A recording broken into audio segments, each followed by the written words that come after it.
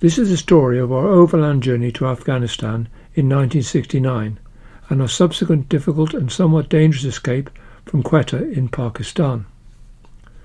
After the return from our Topolino road trip to Istanbul, my wife Rosalind and I were living in a bedsitter in Hampstead. We'd not applied to advertise jobs, but simply written to the places that we wanted to work in, a technique that had gotten us our previous jobs. I was working for the Nobel Prize winner Maurice Wilkins in his molecular biology unit in King's College, and Rosalind was working in the thin film department of Imperial College. The advantage of working in universities was that we were able to take off a couple of months each summer for travels to interesting places. This year it was to be Afghanistan. It was necessary to obtain our visas in advance. Since we were living in London, this was relatively easy. We could actually visit the embassies involved. This impressive building was the Afghan embassy, now closed as a result of the Taliban. We also went to the Hospital for Tropical Diseases to get our inoculations. Unfortunately, this left us so debilitated it was a couple of days before we could open the tins of food that we'd put aside. Before leaving, our friend Tony introduced us to Khalik.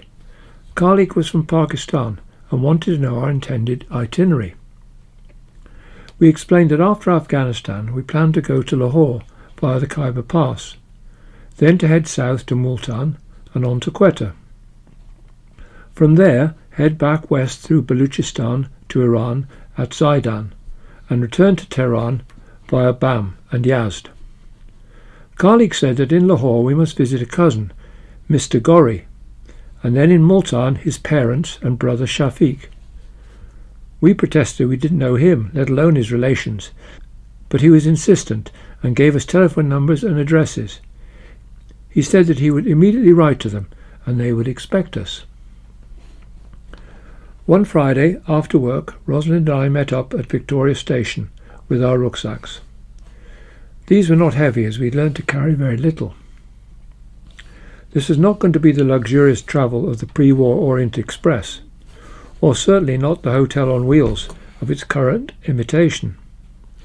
We had travelled this route before, once when returning from our Topolino to Istanbul road trip, and the following year on a rail journey to Isfahan in Persia, modern-day Iran.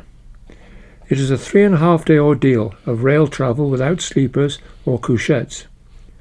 We had learned to smear the most sensitive parts of our bodies with antiseptic cream in advance. Surprisingly, the backs of our knees were important. However, this could not prevent us from suffering what we laughingly called the dreaded puffy feet. Travel socks had not been invented then. The route and its name had changed many times, but in 1969 it was called the Direct Orient Express, a name that became less realistic the closer one got to the destination. It was frequented by Turkish guest workers on their way home from Germany, laden with goods unobtainable in Turkey, and didn't warrant a poster.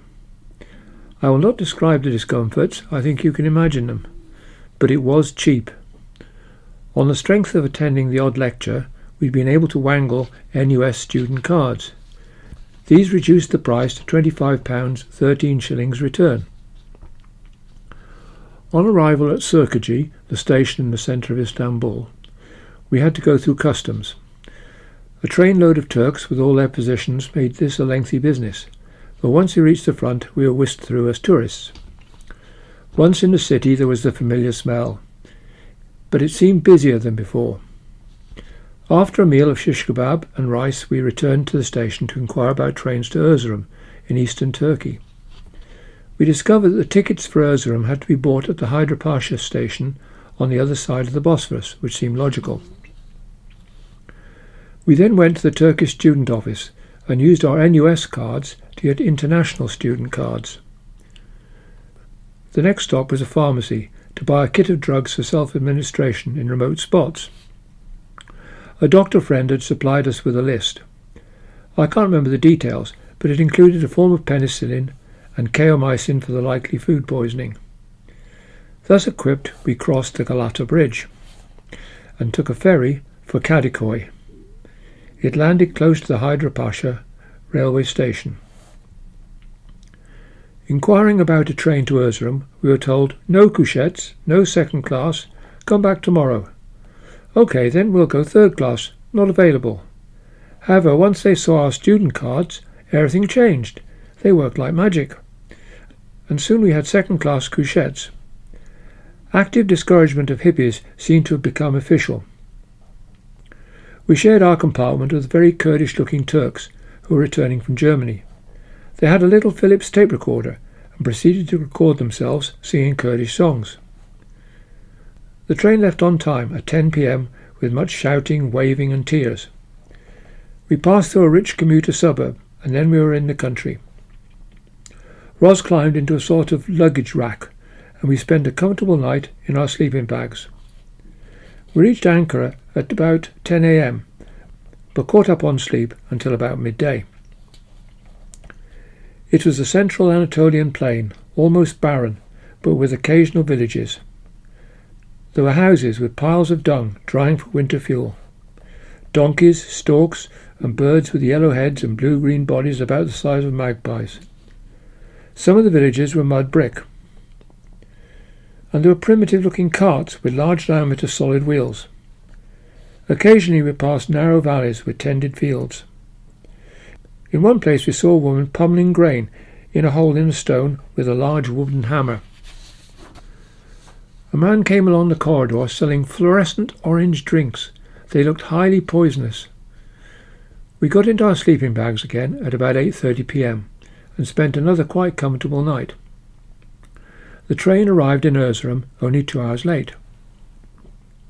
We hot-footed it to the TBT office and were able to buy the last 2 tickets to Tehran, 240 Turkish lira with our student cards, equivalent to about £4 8 shillings English.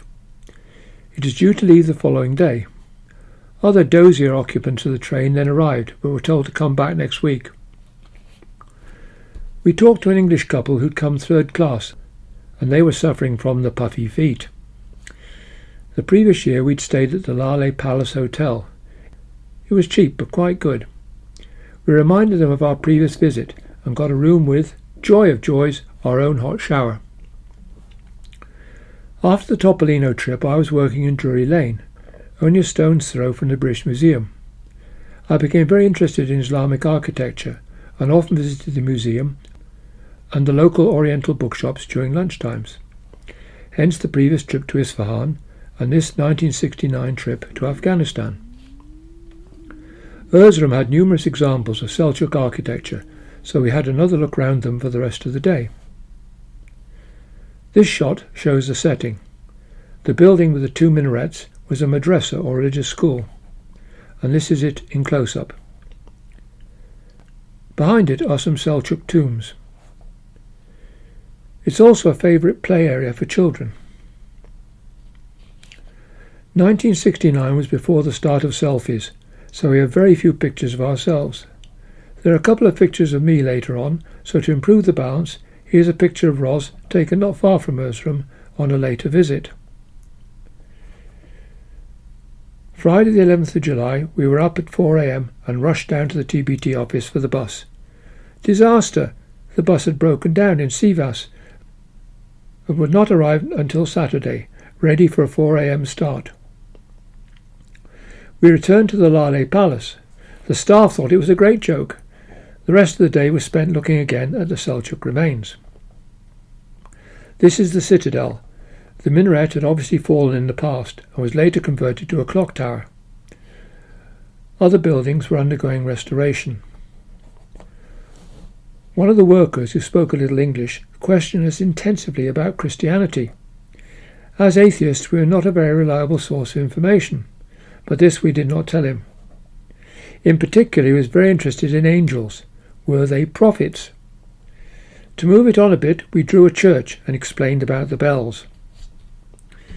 This photo shows that not all vehicles reached their destination. Saturday morning saw us down at the TBT office at 4:45. It was closed. People arrived in dribs and drabs, and the bus actually moved off at 5:15 a.m. The trip to the border was quite uneventful.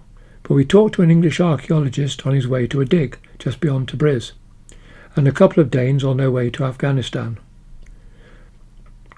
There was also a hippie called Tom who was anxious to show us his beads. Mount Ararat was very clearly visible. The border crossing to Iran took 6 hours. This was no surprise to us.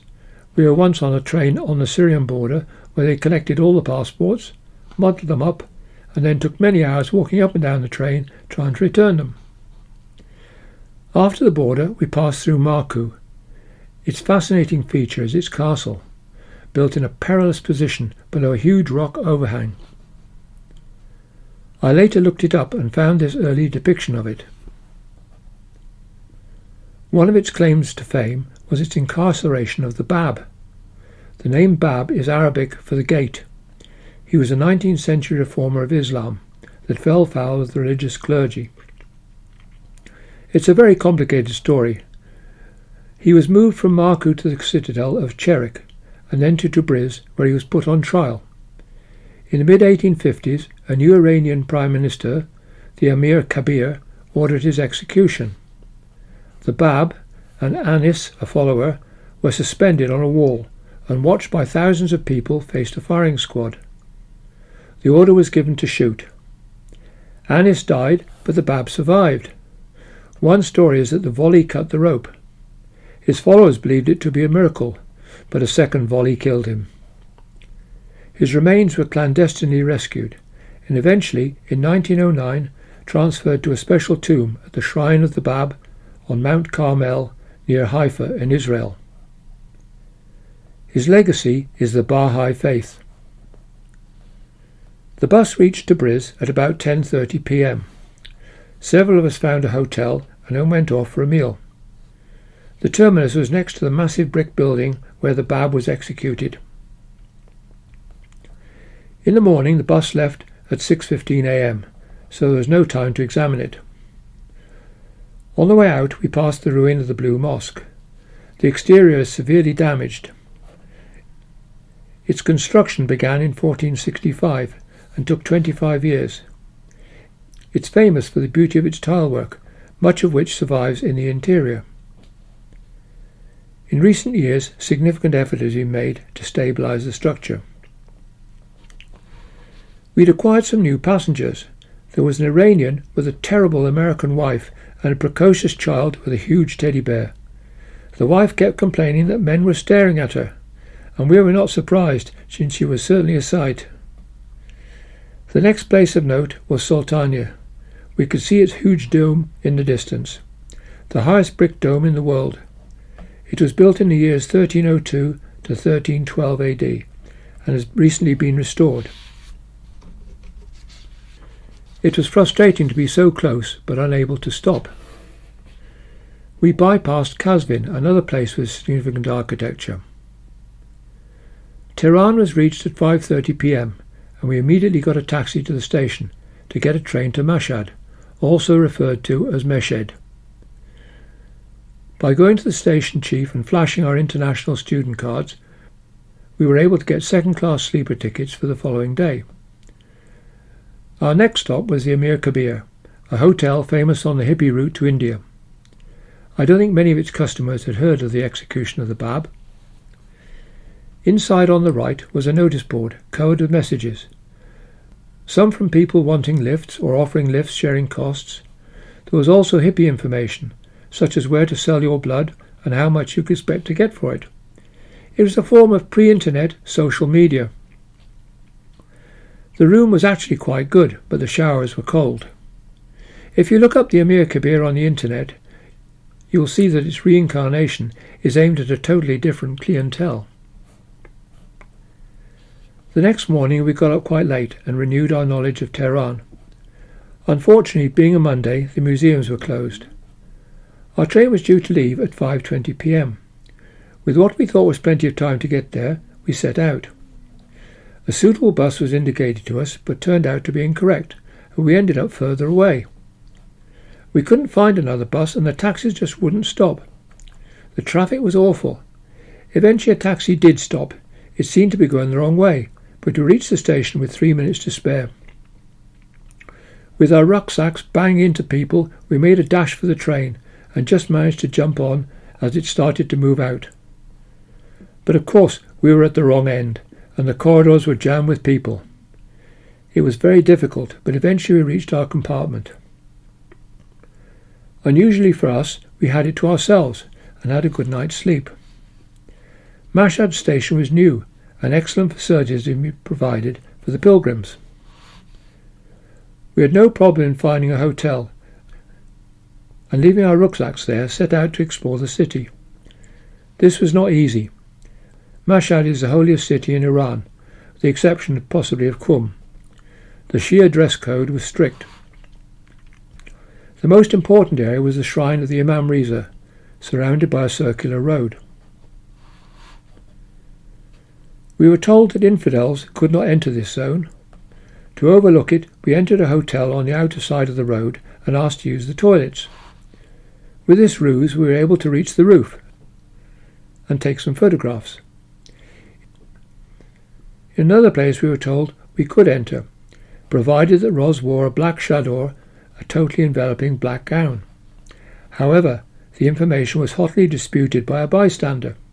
An argument started, and a small crowd formed. The police arrived, and we were escorted to a less controversial area. Nowadays there are postcards of the shrine, so I'll use some of these since they give a better view than our photos. A lad of about our age approached us and was eager to talk English. He said that he was a musician and had performed on Tehran radio. However, music was forbidden in Mashhad.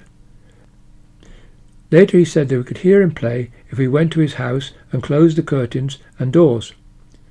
We took this up. His instrument was a santur, a sort of hammered dulcimer, played with special sticks. He wanted to go to Europe, but couldn't get a passport. We visited other buildings which interested us, but since this is a story of a journey, I will press on. On Friday the 18th of July, we struck out for Afghanistan. The first step was easy, a taxi to the bus station. This bus was to take us to the Iranian border, and was due to leave at 6 a.m, but to be sure we arrived at 5. Apart from Iranians, there were 2 Swedes, 2 English, and an Indian. 2 Americans and a Dutch lad arrived later, but we'd bought the last tickets the day before. The road was tarmac most of the way, but not very wide. Meeting a vehicle travelling towards us was hazardous. The bus stopped at Tayabad, the Iranian customs post. It was then that we discovered there were no buses on into Afghanistan. Due to a cholera epidemic, you could enter Afghanistan, but for an indefinite period no one could re-enter Iran. We thought of the 19th century naval rhyme, "Beware, beware the bite of Benin. Few come out, though many go in." But we were determined to proceed.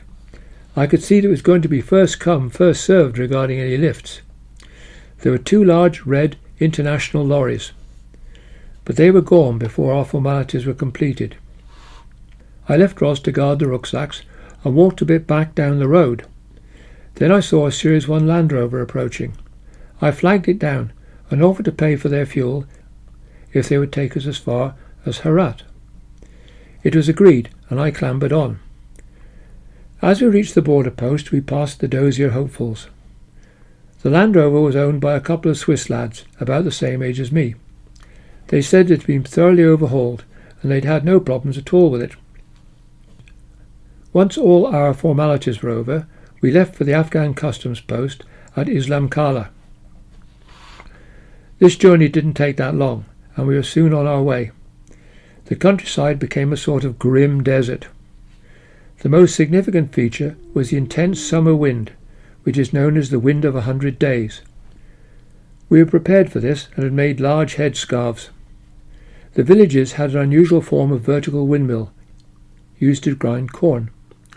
Apparently the mills last about 20 years, but they've been built in this area for at least 1,000 years. If you look carefully, you can see domed roofs, some of which have wind towers. These ventilate the buildings and help to cool them. As it became dark, the Swiss lads decided to drive off the road into a village, to find some accommodation. We thought this was a very bad idea. It was proved to be so. The inhabitants shouted at us and made it very clear that we were not welcome. This was emphasised with a hail of stones. The lads drove on a bit, but decided it would not be safe to stop near the road. Their solution was to head off cross-country for a couple of miles. This seemed very hazardous to us. It was very difficult in the dark, and a broken transmission or spring in the middle of nowhere would be a significant problem. However, nothing bad happened. They decided to sleep on the ground. Fearing snakes or scorpions, we got into our sleeping bags and lay down on the Land Rover. In the middle of the night there was suddenly a blizzard of feathers. Ros had snagged her sleeping bag on a projection. I temporarily repaired it with what we called jungle tape. Nowadays people call it duck or duct tape. In the morning I sewed it up. We always carried needles and cotton. For safety we carried our money wrapped up in polythene in the bottom of my jeans pockets. These I then sewed across. Eventually we reached Herat and said goodbye to our transport. It was quite easy to find a hotel. This is a view across the road showing a typical Afghan lorry. As you can see, the tyres had had skilled attention. This is the end of part 1. In part 2 we explore Herat and run across a problem. Our plans have to be modified. Stick with it, it gets more exciting.